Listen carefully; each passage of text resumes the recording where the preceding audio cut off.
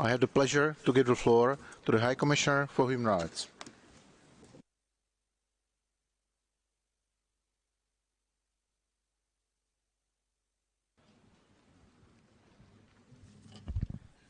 Mr. President of the General Assembly, Secretary General, President of the Council, Excellencies, distinguished delegates.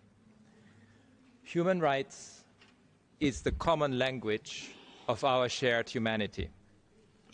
It is about how we interact with each other as individuals, within societies, between countries, as well as with our environment and the planet. At its heart is the recognition of human dignity, the need for power dynamics and relationships to be based on respect. Human rights unifies us, and it can overcome polarization, especially in its striving for equity, shared prosperity and justice. Let me begin at the beginning.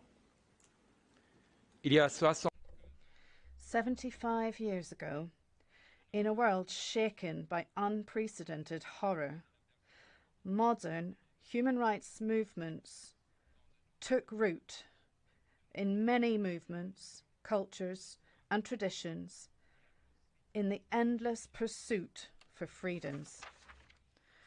The great wave of movements of independence that pushed back foreign domination, colonization, and exploitation, the anti-racism fight and anti-apartheid struggle, and later on, the fight to end slavery, the trade union movement, feminism, and more recently, the fight for our lives, for environmental and climate justice.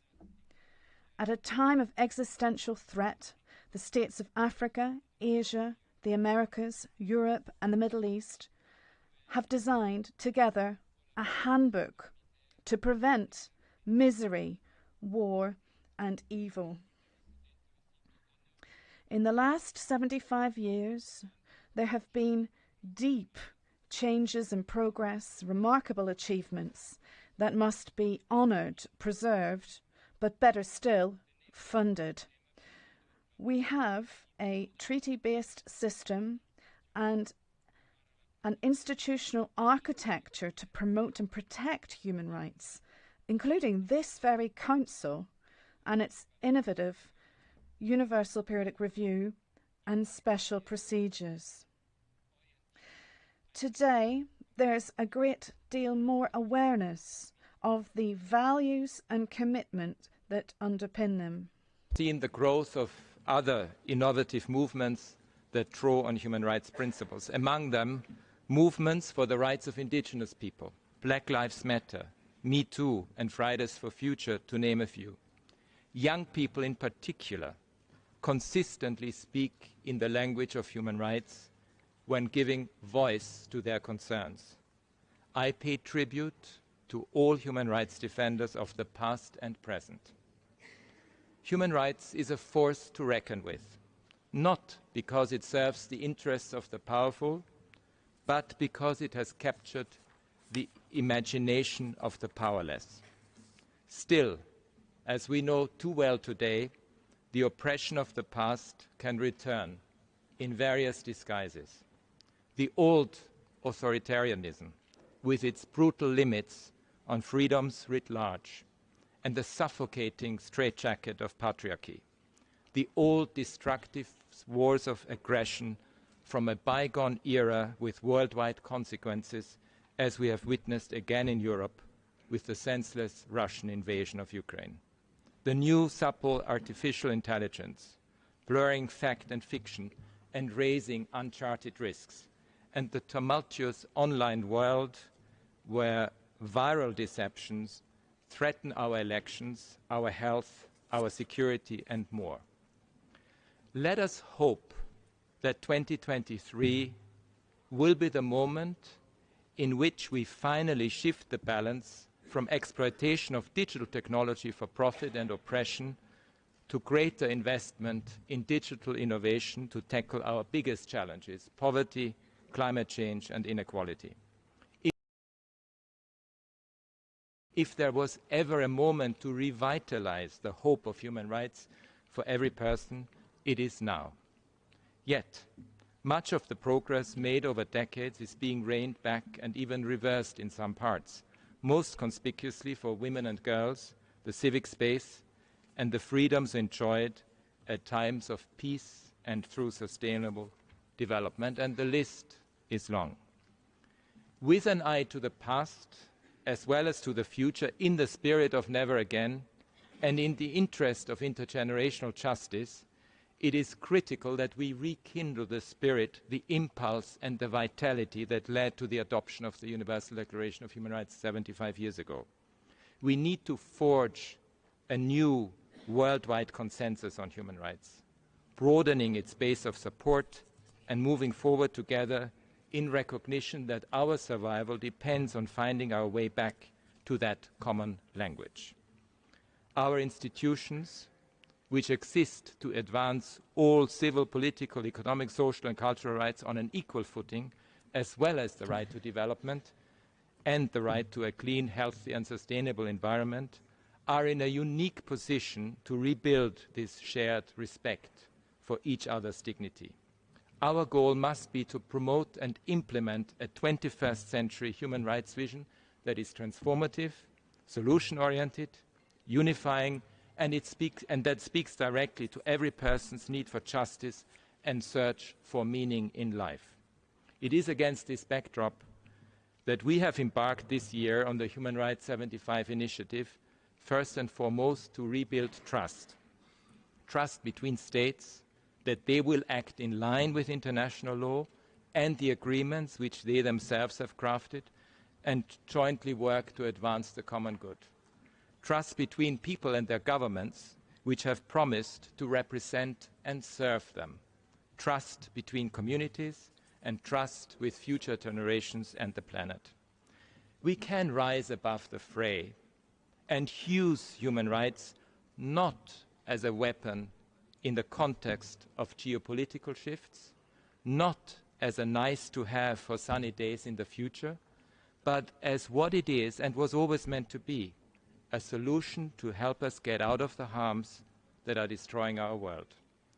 I invite all member states and all relevant actors to take the lead in advancing all human rights across the world and in their own nations.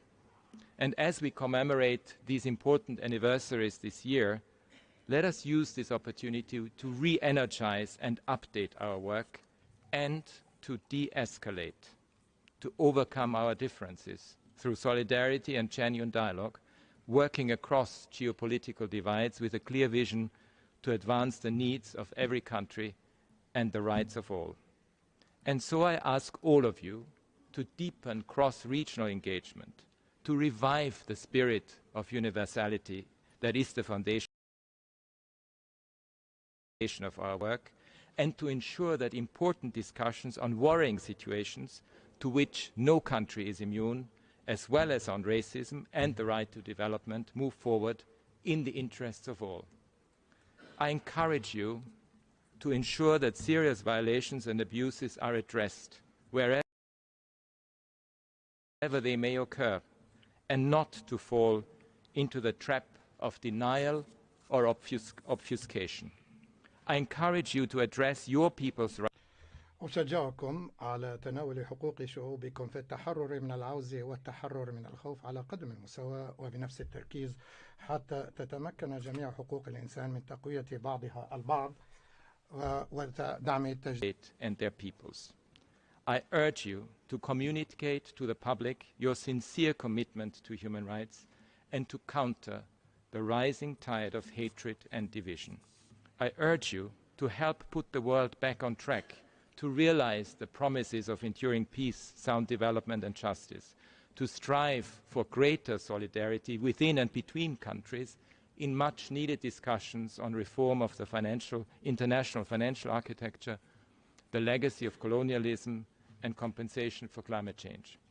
And I ask you to help re-establish our generation's commitment to human rights by sharing with us transformational promises that you would like to make at the high-level event that we have planned in December.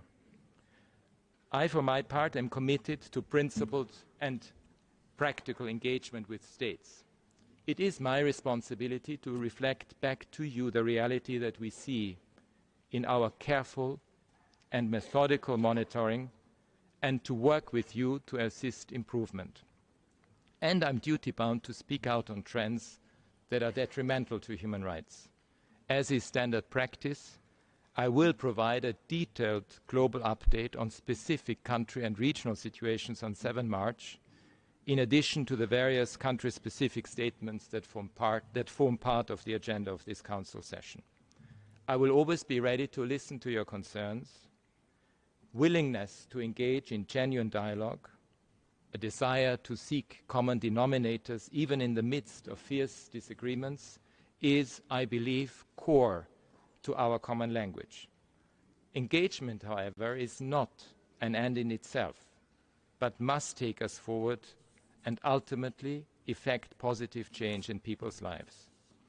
And so I will endeavor to promote advances in all human rights without distinction in every region and across all UN activities.